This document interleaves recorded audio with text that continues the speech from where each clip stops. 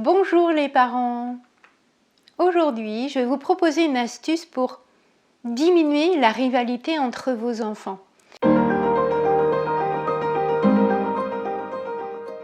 Diminuer la jalousie si jamais il y en a. Mais c'est quelque chose qui n'est pas facile. Effectivement, les parents souvent essayent de traiter tous leurs enfants de la même manière. Et ils font attention, quand ils offrent un cadeau à l'un, ils offrent un cadeau à l'autre. L'idée, c'est vraiment de les traiter à égalité pour ne pas qu'il y ait compétition entre eux, pour ne pas qu'il y ait rivalité, parce qu'ils ont peur qu'il y en ait un qui se sente lésé si on offre quelque chose à l'autre, etc.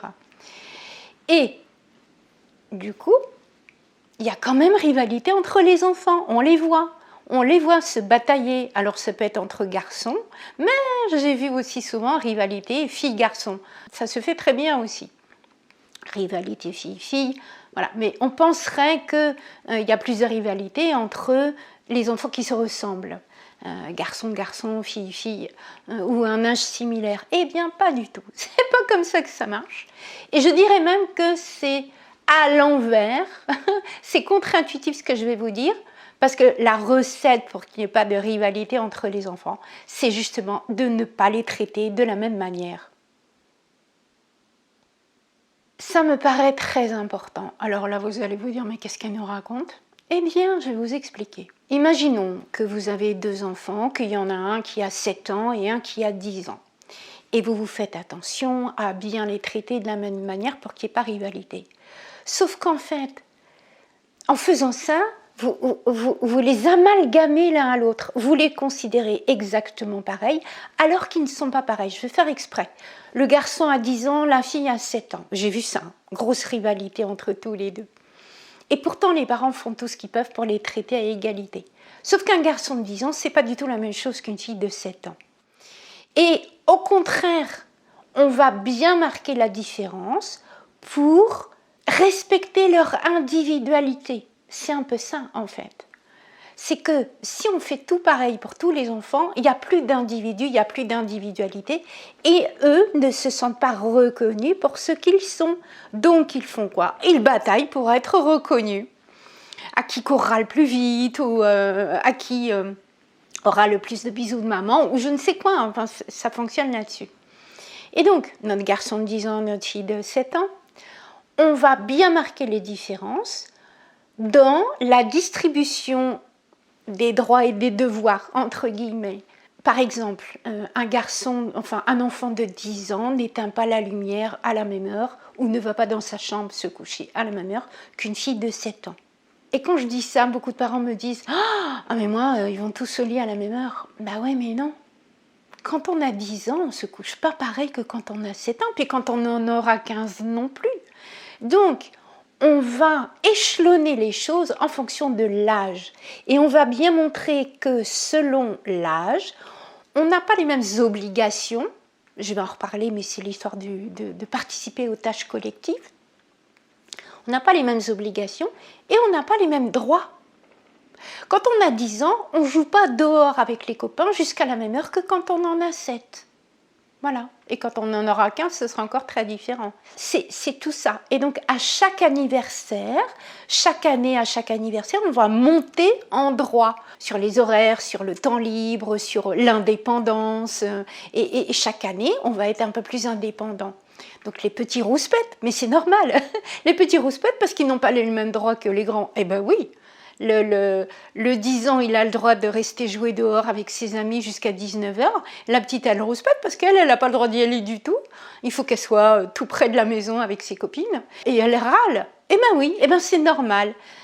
La petite envie le grand, et c'est normal. Ça fait partie des caractéristiques du développement de l'enfant. Envier ceux qui sont plus vieux, envier ceux qui ont plus de droits, ça donne envie de grandir et de devenir plus autonome. Et ça se fait à un moment différent. Le droit de vote, il arrive jusqu'à 18 ans. On peut avoir envie de voter, mais tant qu'on n'a pas 18 ans, on n'a pas le droit. Et c'est ce qu'on dit à nos enfants.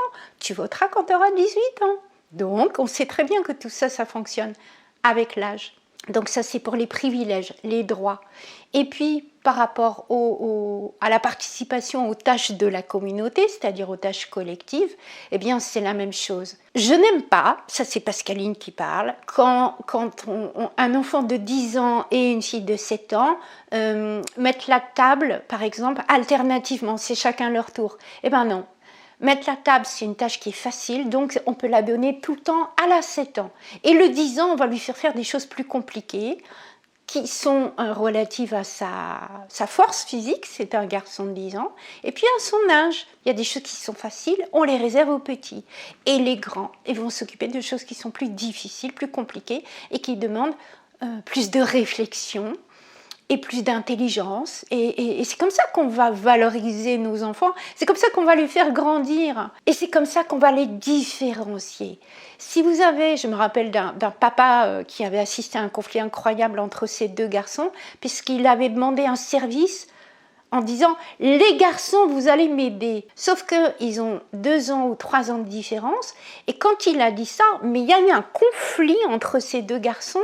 Et le papa ne comprenait pas. Et moi, je lui ai dit « il faut dire Arthur, aide-moi. Nicolas, aide-moi. Il faut qu'on sache à qui c'est demander. » Parce que, en plus, il avait demandé quelque chose qui était une aide, mais qui était un peu un privilège. Et on ne peut pas les amalgamer.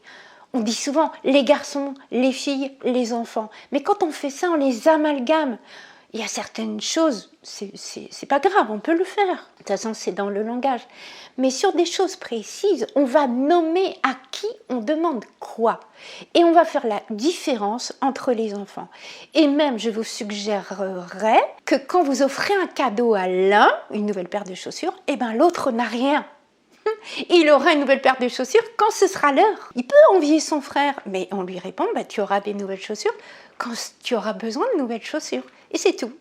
Et ça, c'est quand il nous demande des explications. Parce que sinon, on prend nos décisions et on n'a pas à argumenter chacune de nos décisions auprès de nos enfants. Mais ça, c'est une autre histoire. Je ferai une autre vidéo là-dessus. C'était ce que je voulais vous dire pour aujourd'hui. Faites la différence entre vos enfants pour leur montrer qu'il y a une différence. Vous les aimez tout autant. La question n'est pas là. Mais ils n'ont pas le même âge, ils n'ont pas le même sexe, ils n'ont pas les mêmes privilèges, ils n'ont pas les mêmes obligations. Et là, ils vont se sentir positionnés en tant qu'individus. Et ils vont se construire pour franchir les étapes de là où ils en sont. On ne les confond pas avec les frères et sœurs. Voilà l'histoire. C'est ce que j'avais pour vous aujourd'hui. Je vous invite à montrer que vous aimez cette vidéo d'une façon ou d'une autre en mettant un pouce ou quelque chose comme ça selon la plateforme où l'on est. Je vous invite à vous abonner, comme ça on se retrouvera encore plus tôt la prochaine fois. À bientôt, bye bye.